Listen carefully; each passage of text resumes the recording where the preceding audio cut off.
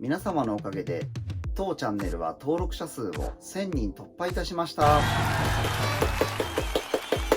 動画の公開を始めて1年と数ヶ月経ちましたが、皆様の支えがあったからこそここまでたどり着くことができました。本当にありがとうございます。まだまだチャンネルとしては小規模ではございますが、これからも視聴者様に寄り添ったチャンネル作りを目標に頑張っていきますので、引き続き応援の方をよろしくお願いいたします。今回の制作は登録者数1000人到達記念として、事前に皆様の方からアンケートを伺っていたんですが、こちらの240ZG の制作が決定しました。最初はR32 スカイラインと人気を二分していたのですが、最後はZ がぶっちぎりでしたね。こちらのチャンネルを視聴していただいている方は比較的年齢層が高い方が多いと思うんですが、世代的にR32 より Z の方が憧れの名車としてのイメージが近いということなんでしょうかね。さて 240ZG は現在タミヤから24分の1スケールも販売されているんですけど、こちらの製品はスケールが12分の1になりますので、かなり大きいサイズとなっています。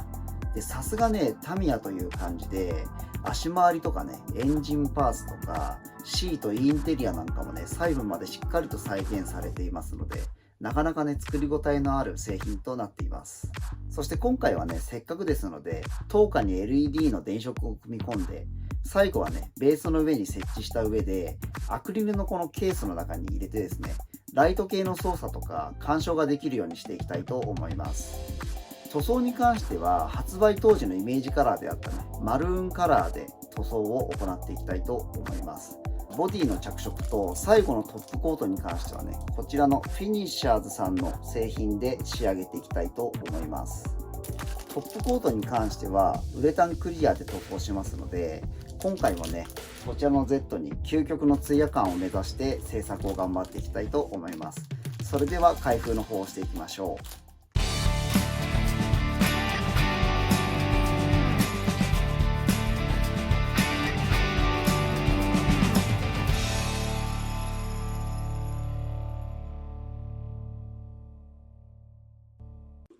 それでは開封します。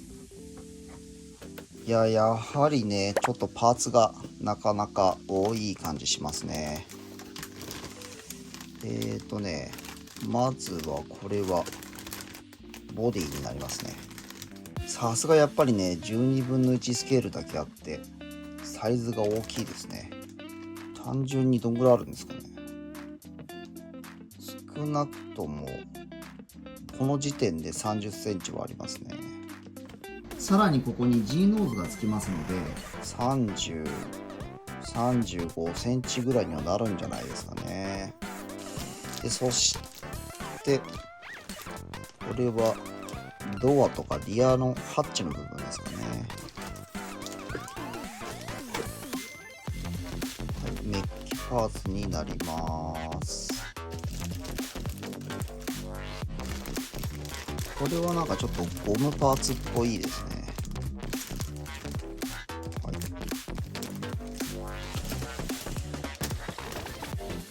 この辺とか足回りとかになるのかな。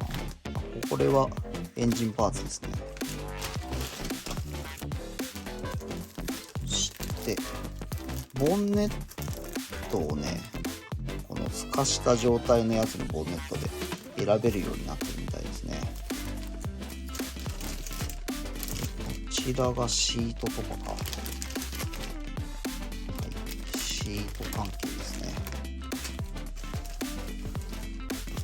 こちらはシートベルトの部品ですかね。で、ホイールの部品になります。で、こちらはインストールマニュアルになりますね。またメッキパーツになります。で、こちらの方はこれキャブとかの部品なんですかね。で、あとここにエッジングパーツがついてます。はい、で、あと組み立てのアドバイス。これよくタミヤの製品についてるやつですね。こちらはウインカーレンズとかですね。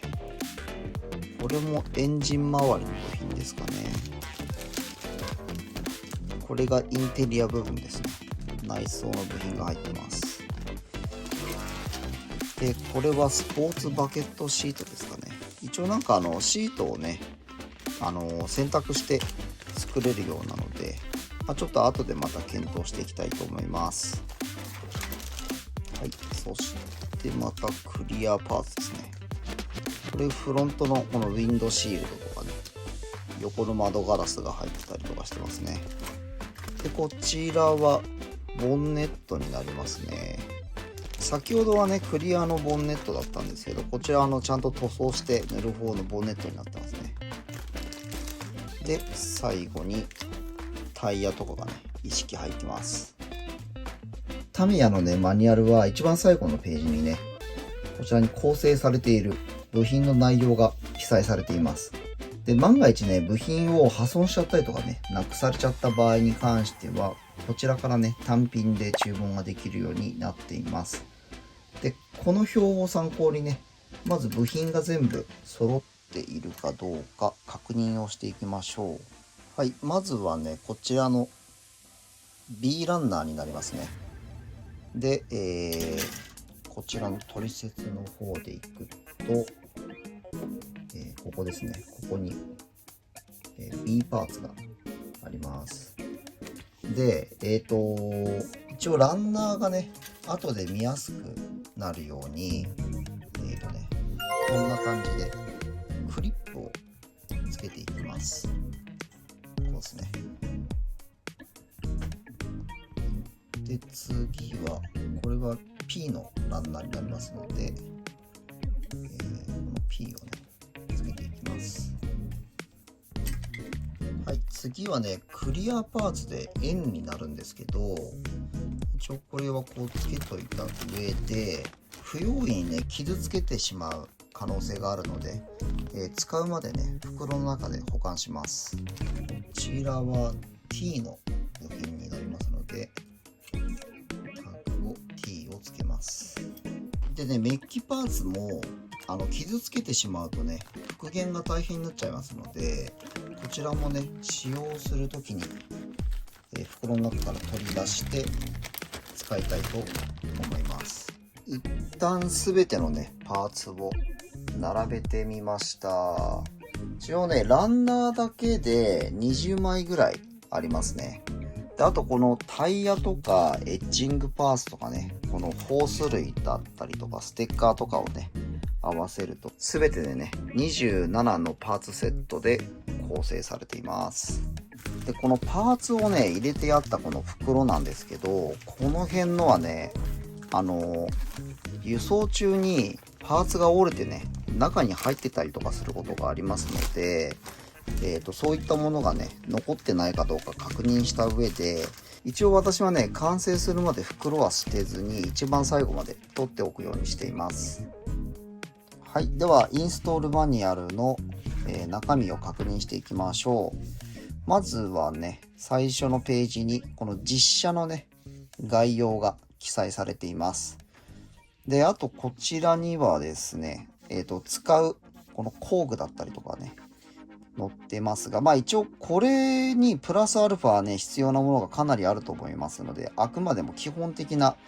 工具ということになると思います。でこちらにはね、このキットで使用するタミヤのね純正カラー番号が入ってます。でこういうね缶タイプのやつだったりとか、あとこのアクリルの瓶タイプのものですねの番号がこちらに記載されているんですけど、車のねボディの塗装に関してはこの次のページにねこちらにこの車両を作る上でのね代表的な色の番号が入ってますので、こちらの方もね参考にしてみてください。で概要欄の方にね使用する予定のカラーの方は記載しておきますので、よろしければ参考としてご確認ください。早速ねここから製作することになるんですけど、まずはねアブソーバーとかこの辺足回りの部品になりますね。でこちらの方はステアリングのギアボックスを作って、で足回りと一緒に車体に組み込んでって、でこの辺がリアのサスペンションですね。であとこちらにねエンジン本体の製作が入ってて、この辺もそうですね、エンジン本体の製作があって、で、こちらからね、車体に積み込む作業がありますね。で、ラジエーターだったりとか、マフラーを取り付けたりとかして、内装の製作に入りますね。この辺も全部内装ですね。で、シートもこのバケットシートとね、ノーマルシートが選択できるようになってますので、どちらかを選んでいきたいと思います。で、ロールバーを入れたりとかして、で、リアハッチとか、あとフロントの窓ガラスか入れてって、で、この辺全部エクステリア関係なんですかね。で、ここにね、G ノーズの方の組み立てが入って、で、あとは窓とかね、あと横のこのドアですね。ドアの組み立てがあって、で、最後に、タイヤとかくっつけて完成ということになりますね。インスト通りで進めると、最初の工程はね、この足回りを作っていくんですよね。で、その上で、車体本体に取り付けていくんですけど、全体的にね、工程を確認した結果、まずはね、この車体の方をある程度組み立ててしまって、塗装も終えた上で、この足回りだったりとか、この辺のエンジンだったりとかを、後からこう部品をくっつけていくような形にしていきたいと思いますので、まずはね、この車体本体の方をある程度完成させていきたいと思います。これ箱出ししてきた状態のまんまになってるんですけど、このボディがね、中でこの3分割にパーツで分かれてるんですよね。で、これはそのままフロアになるんですけど、先にね、塗装を行っておきたいのが、こちらの、インナーパネル。ちょうどだからシャーシになる部分ですよね。と、あと、こちらが外側のアウターのボディになるんですけど、まずね、基本的にはこれを塗装していきたいと思います。で、塗装する前に、この辺のね、このドアのこのつくところのヒンジだったりとか、で、あと、このスペアタイヤを乗っかるところの位置だったりとかね。あと他にもちょっとね、ボディと同じ色で塗るパネルとかがあるんですけど、その辺をね、組み立ててしまって塗装を行っていきたいと思います。で、同時にね、リアハッチとボンネットとこの両サイドのドアですね。これも、別々に塗るとね、ちょっと色ムラが出ちゃったりとか、この塗装のね、表面が整ってないと、後でね、光沢の具合とかにも影響出てきますので、一応このね、面積的に大きく見えるところに関しては、一気にね、塗装の方を終わらせていきたいと思います。では、まず余分なランナーを落としていきますか。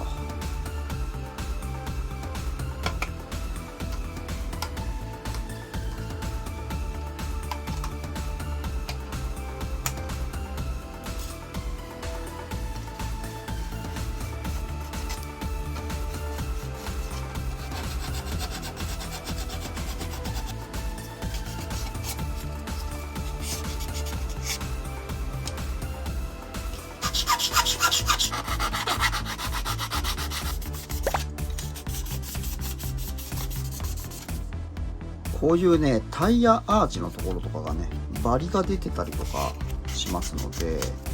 こういうね、スポンジヤスリとかで、このエッジの部分をね、ちょっと磨いてあげた方がいいですね。あと、こういうね、この際の部分とかもね、バリが出やすいので、一応、一緒にね、磨いてあげます。今一通りちょっとバリとかを取ってみたんですけど、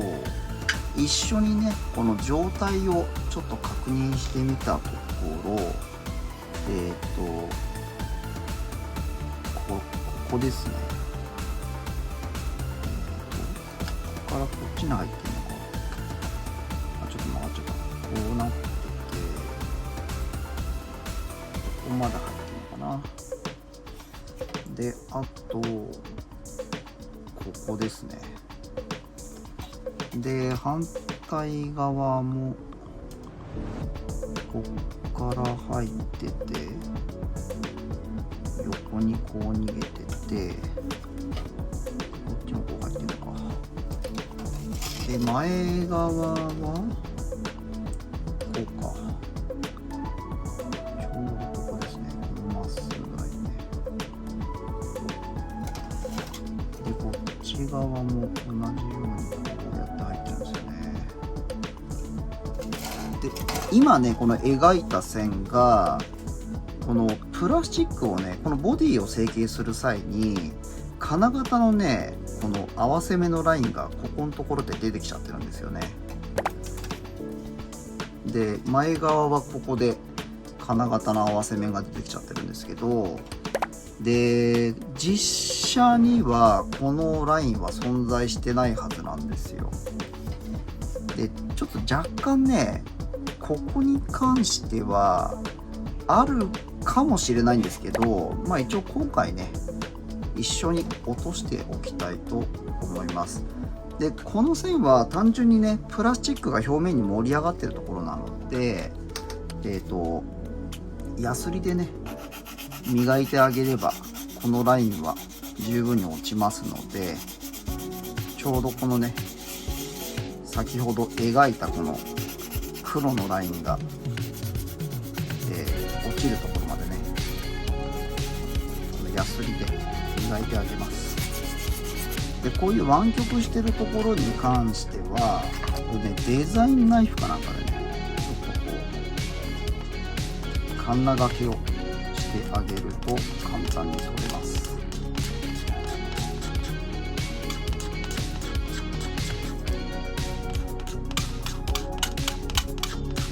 で、終わったらこのスポンジヤスリかなんかでね表面を慣らしてあげると先ほどまであったね線がほとんどなくなってますね。少し描いておくか。ここにね何かこう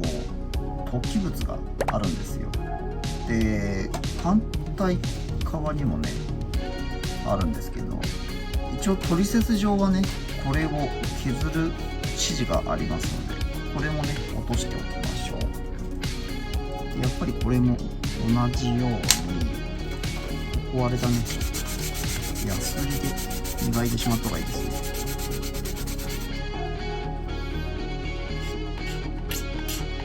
便利なね道具を持ってるの忘れてました。これ下村アレックの製品なんですけど、ちょっとね名前が思い出せないんでねちょっと後で調べておきます。これねこういうところにね結構効果を発揮してくれるやつなんですけど、このね、ちょうどこのエッジの効いている部分で、同じようにねカンナがけでこう落としていく道具なんですよね。結構簡単に落ちると思うんですよね。もうなくなりましたね。でこれあとまたねスポンジヤスリで表面を磨いていきます。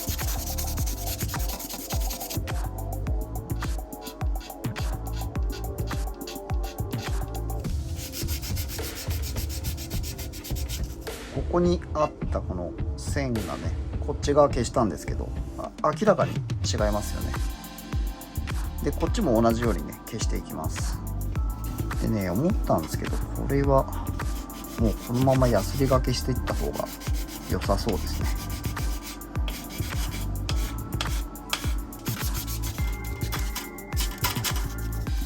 一応ねこれで全て、パーティングラインとかはね取ったんですけどちょっと気づいてしまったんですがここにね引けがあるんですよ。であとねこれちょっとなんでついたのかわかんないんですけどここのところにはへこみがあるんですよね。これね傷だと思うんですけど、であとここは先ほどのねパーティングラインをね削った時につけちゃったのかもしれないですけど、ここにもへこみの傷がねあるんですね。であとここにもね一応傷があるんですよ。でこれもうへこんでしまってるやつなんで、削っていくとね今度プラスチックの正常な表面がなくなってっちゃうので、こういう時にね便利なのが、まずね瞬間接着剤を一旦これにこうやって取り出しておいて、で、爪楊枝でね瞬間接着剤を少しつけておいて、先ほどのねこの傷の部分につけてあげると非常にちっちゃい傷だったらねこれで全然修正が効きます。大きくなっちゃうとねちょっとこれだと足りなくなっちゃうんですけど、このくらいの、ね、小さいやつは全然大丈夫ですね。こっちのねへこみの方はちょっと面積が大きいので、このねウェーブの黒い瞬間接着剤っていうのを使っていきます。これ結構粘度が高いので広範囲にね、一応塗布ができるんですよね。こんな感じで取っておいて、必要なところに塗布していきます。よいしょ、大丈夫かな。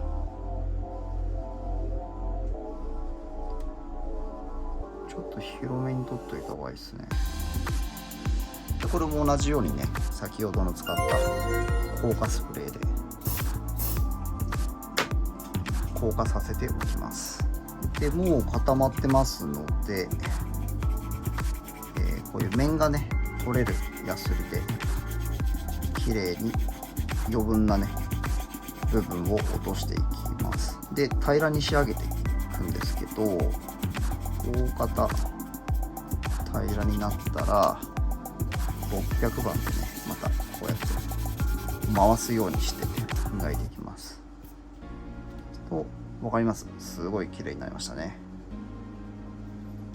はい、で同じようにこちらも、この面が取れるねヤスリで大まかにまず面を取っといて、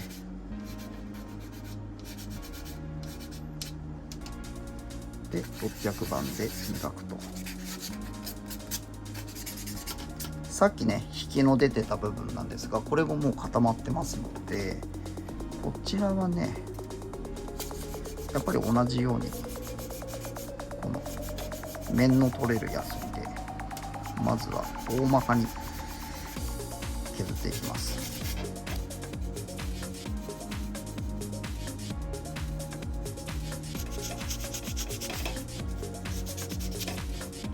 はい、ここもね綺麗に直しました。でこの黒いのが残ってるところっていうのがつまりねこのへこみが一番深いところだったんですよね。でそこがちゃんと充填されてて、今この表面がね平らになってる状態になってます。でプラモデルとはいえね結構侮っていけないのは、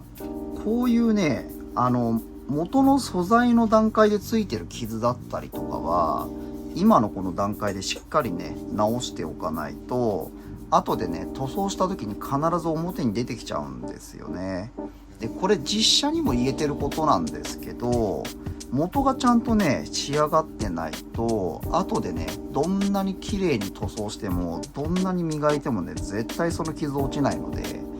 この素材の段階でねしっかり、落としといてあげるのが大切になってきます。はい、で今からねこのちょうど、パネルのこのラインのところに、溝が入ってるんですけど、これをね、深掘りをしていきたいと思います。でこれ今使ってるのがね筋彫り堂で出してるねこの木垣針ですね。でこれね結構品質いいやつなんで1本もあるとすごい便利ですね。で今これサイズが 0.125mm を使ってます。で、ちょうどこのラインに合わせて、深掘りをしていきます。力をね入れてね一気に仕上げようと思うと失敗するんで、力を入れずにね、ほんとなぞるようにして何回かに分けて深掘りしていきます。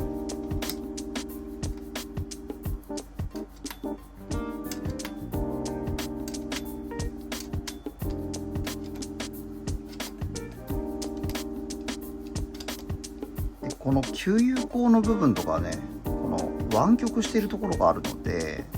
先端がねこの単純に針になってる状態のやつ、これで毛書きをしていきます。